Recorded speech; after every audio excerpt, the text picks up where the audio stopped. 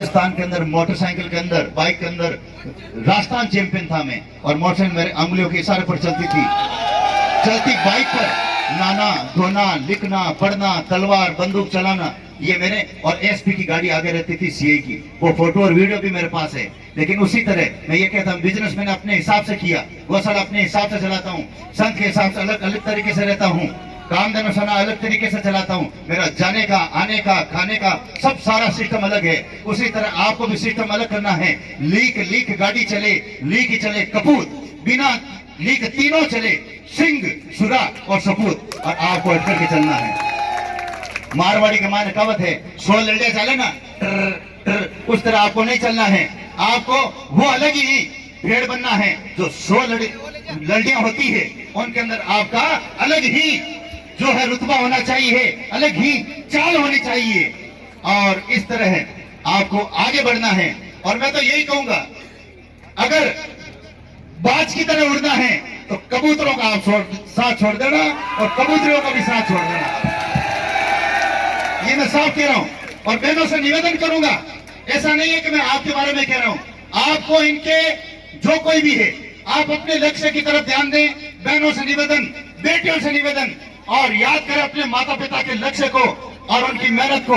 खूब आगे बढ़ करके आप बेटियों को और बहनों को आगे बढ़ना है। अगर आपके अंदर योग्यताएं हैं, बहनों के अंदर भाइयों के अंदर, तो आपके घर के अंदर आपको नहीं रहना है, आपको पढ़ाई करनी है। और आर्थिक स्थिति कमजोर है तो मैं आगे बढ़ने के रास्ते बता रहा हूं।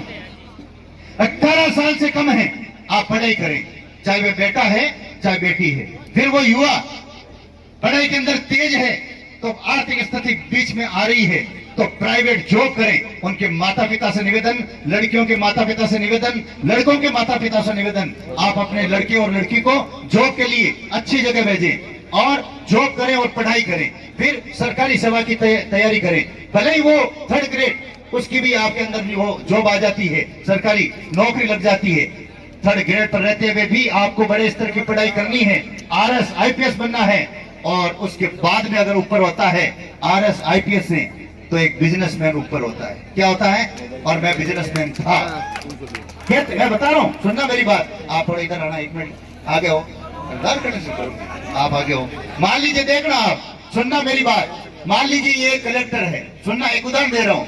अगर मान लीजिए मतलब इसने भ्रष्टाचार करके 5 करोड़ इकट्ठा कर लिए हैं, लेकिन जब रिटायरमेंट होगा तो इसका बेटा उस कुर्सी पर नहीं बैठेगा, एक बात। लेकिन अगर ये उद्योगपति है, कहने का मतलब करोड़ों का काम चल रहा है, लेकिन दुनिया के अंदर नहीं रहेंगे, मेरी भी उम्र लग जाए, लेकिन उस गद्दी पर उस कुर्सी पर इनका बेटा ही बैठेगा। इसलिए बिजनेसमैन ऊपर होता है।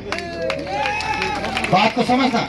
इसलिए मतलब क्या है, आप रिटायरमेंट होते हुए भी उसके बाद में अगर आप बिजनेस शुरू करें, मैंने 5 बिजनेस शुरू किए थे और फुल नोट कमाए थे 2001 से लेकर के 2010 तक। फिर मैंने रास्ता अपना चेंज कर दिया गायों के लिए। इसलिए भगवान की कृपा है, मैं कह रहा हूँ आपके हाथ में है। लेकिन मैंने कभी भी ताश के अंदर, खेल कूद के अंदर, फालतू के अंदर, इधर उधर की बातों में मैंने अपना कभी भी समय नष्ट नहीं किया। इसलिए मैं आप लोगों से निवेदन करता हूँ, अभी वक्त आपके हाथ में है। अगर मैं मान लीजिए अपन यहाँ से दिल्ली जाते हैं, और दिल्ली जाते हैं, मान लीजिए दिल्ली यहाँ से 250 किलोमीटर है, 300 किलोमीटर है, लेकिन एक भैया 1 घंटा पहले निकल गया और वो यहाँ से 60 किलोमीटर आगे निकल गया, और आप यहाँ बैठे हैं, तो वो फासला कभी भी पूरा नहीं हो सकता है।